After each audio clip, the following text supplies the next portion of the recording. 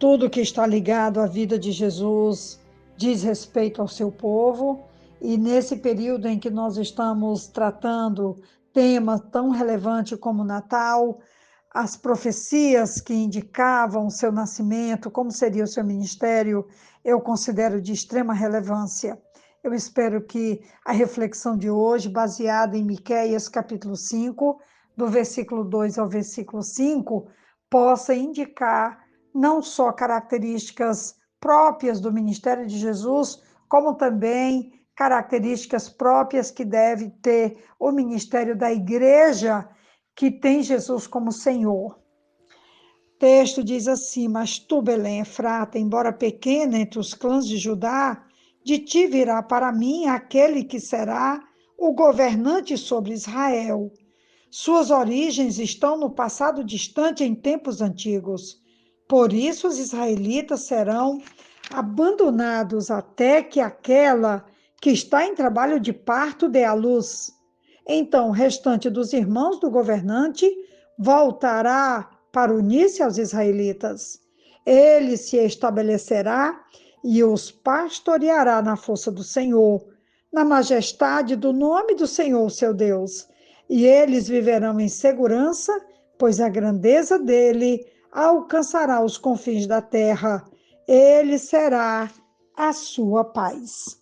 O texto começa falando: e tu, Belém Efrata, a Belém próxima a Jerusalém, onde nasceu Davi, rei ideal de Judá e de Israel, onde haveria de nascer o Messias, o Senhor Jesus. 7 séculos antes do nascimento de Cristo, o profeta é bem explícito em indicar o lugar desse acontecimento, dando-lhe seu antigo nome aramaico, Efrata, além do nome hebraico Belém, ambos significando casa do pão. Tanto a divindade como a humanidade de Cristo são claramente apresentadas neste versículo.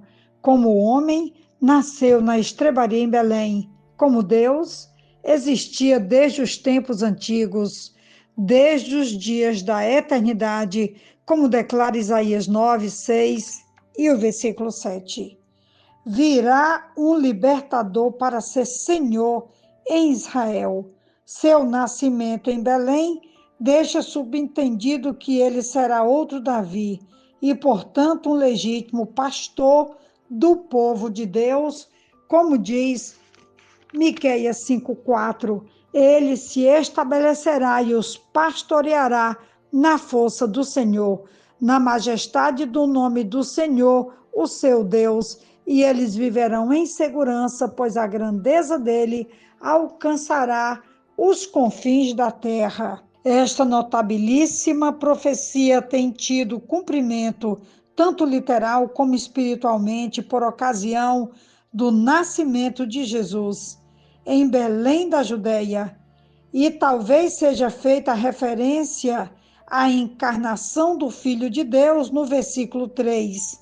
Como o texto vai dizer: por isso os israelitas serão abandonados até que aquela que está em trabalho de parto dê à luz. Aquele que aqui é aguardado não seria claramente um homem comum, terreno, mas acha-se revestido de eterna dignidade, pois suas saídas são desde os tempos antigos. A obra que faria esse libertador teria aspecto pastoral, pois seria ele o pastor do povo. Ele permanecerá, simbolizando cautela, confiança e poder, são aqui subentendidos. Apacentará, algumas versões dizem, e alimentará o seu rebanho, isto é, ele nutrirá o seu povo, conduzindo a pastagens de tenra verdura e águas calmas, mediante a graça e o poder de Deus. Será encarado com reverência e respeito, visto que é majestoso e traz o nome do Senhor, e a sua fama se espalhará até os confins da terra. Em sua capacidade de pastor, o governante que vem também é descrito como o arroteador, que está nesse mesmo livro, no capítulo 2, versículo 12 e 13. Veja bem o que significa isso. O texto diz assim: vou de fato ajuntar todos vocês, ó Jacó. Sim, vou reunir o remanescente de Israel.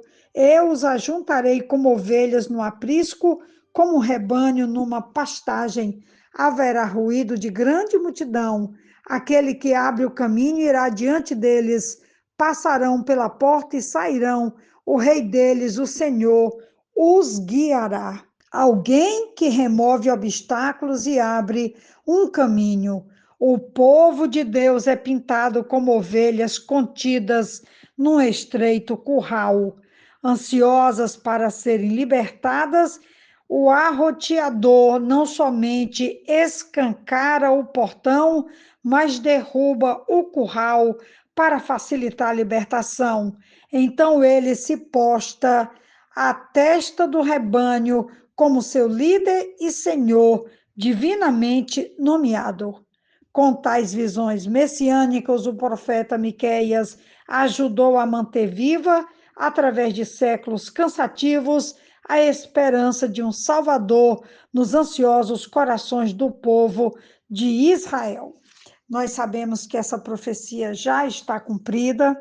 Jesus é o bom pastor, nós somos suas ovelhas, nós temos ele que nos conduz não somente a pastos verdejantes, fartos como a águas tranquilas, e é com grande alegria que nós celebramos mais um Natal, um tempo em que não somente Deus nos visitou cumprindo as suas promessas, as suas profecias, mas tornando realidade o pastoreamento de nos conduzir todos os dias às águas tranquilas e às fontes eternas do seu cuidado. Obrigada, Senhor, pelo teu cuidado, seu pastoreamento e o seu eterno amor. Que o Senhor nos ajude a nos mantermos com o coração sempre gratos, não somente no período do Natal, mas todos os dias das nossas vidas. Um grande abraço da pastora Betinha. Amém.